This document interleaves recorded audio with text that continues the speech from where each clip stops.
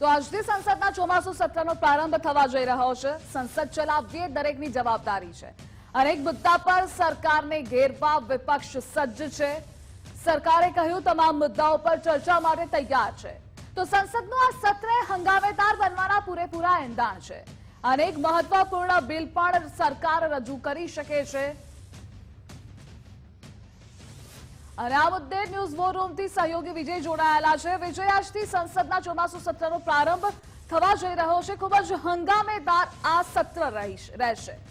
બિલકુલ હંગામેદાર બનવાના પૂરેપૂરા એંધાણ એટલા માટે છે કારણ કે છેલ્લા કેટલાક સમયની અંદર જે મહત્વપૂર્ણ ઘટનાક્રમ દેશની અંદર સર્જાયો તેની અંદર પહેલગામ આતંકવાદી હુમલો અને ત્યારબાદ ઓપરેશન સિંદૂર હોય અને તેને લઈને અમેરિકાના રાષ્ટ્રપતિ દ્વારા વારંવાર કરવામાં આવતી નિવેદનબાજી હોય કે અમદાવાદ એર ઇન્ડિયા પ્લેન ક્રેશનો મુદ્દો હોય, આ ઉપરાંત બિહારની અંદર જે મતદાર યાદી જે સુધારણાનો કાર્યક્રમ ચાલી રહ્યો છે, આ તમામ એવા મહત્વના મુદ્દાઓ છે કે જેને લઈને વિપક્ષ કેન્દ્ર સરકારને ઘેરવા માટેનો સંપૂર્ણ પ્રયાસ કરી રહી છે। તો બીજી તરફ કેન્દ્ર સરકાર દ્વારા આ સંસદના ચોમાસુ સત્રની અંદર તમામ મુદ્દાઓ પર ચર્ચા કરવા તૈયાર હોવાનું દાવો છે તે પણ કિરણ રિજિજુએ કર્યો છે। એટલે સૌથી પહેલા તો જે સત્રની શરૂઆત થશે એ પહેલા 10:30 વાગે પીએમ મોદી છે તેઓ કસ્ટમરી નિવેદન આપશે ને ત્યારબાદ સંસદની કાર્યવાહીનો પ્રારંભ થશે, જેની અંદર સૌ પ્રથમ જે છેલ્લા 3 મહિનાની અંદર જે 7 જેટલા પૂર્વ સાંસદ અને જે સાંસદોના નિધન થયા છે તેમને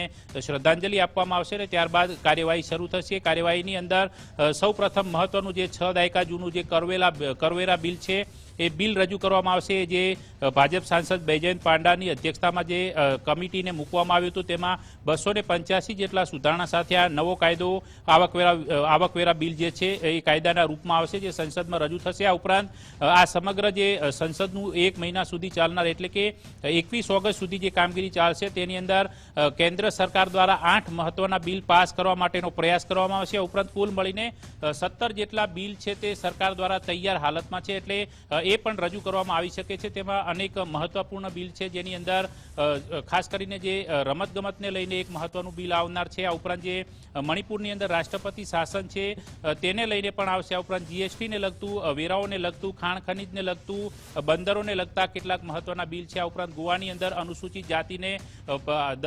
અનુસૂચિત જાતિના જે લોકોને વિધાનસભાની અંદર જે ટકાવારી આપવાની જે વાત છે એને લગતો એક બિલ છે, એ પણ આ સંસદના સત્રની અંદર રજૂ થશે। પરંતુ સૌથી અગત્યનું વિપક્ષની જે રણનીતિ છે એ રણનીતિ મહત્વપૂર્ણ મુદ્દાઓ છે, તેમાં ખાસ કરીને પહેલગામ આતંકવાદી હુમલો અને ત્યારબાદ ઓપરેશન સિંદૂર અને એને લગતી ડોનાલ્ડ ટ્રમ્પ દ્વારા જે 22થી વધુ વખત જે પ્રકારે યુદ્ધ રોકવા અંગે, સીઝ ફાયર અંગે કરાયેલા દાવા મુદ્દે તેઓ પીએમ મોદીના નિવેદનની સંસદની અંદર માંગ પણ કરી રહ્યા છે। જો કે આ બધા વચ્ચે સત્ર છે વધુ હંગામેદાર બનશે। તેની અંદર એક ટ્વિસ્ટ એ પણ છે કે દિલ્હી હાઈકોર્ટના જે પૂર્વ જજ છે જે વર્મા, તેમના સામે મહાભિયોગ લાવવા અંગે 100થી વધુ સાંસદોએ જે હસ્તાક્ષર પણ કર્યા છે, તો એ પણ મહાભિયોગની પ્રક્રિયા છે તેને લઈને પણ કેન્દ્ર સરકાર છે તે જે પ્રસ્તાવ છે એને ટેબલ કરી શકે છે ને તેના આધાર પર તેમને હટાવવા માટેની પ્રોસેસ એ પણ થઈ શકે છે। પણ જોવાનું એ રહેશે કે આખરે કેન્દ્ર સરકાર દ્વારા જે પ્રકારે સર્વપક્ષીય બેઠકની અંદર હકારાત્મક અભિગમ દાખવીને તમામ મુદ્દા પર કેન્દ્ર સરકાર જે સંસદના નિયમ અને પરંપરા મુજબ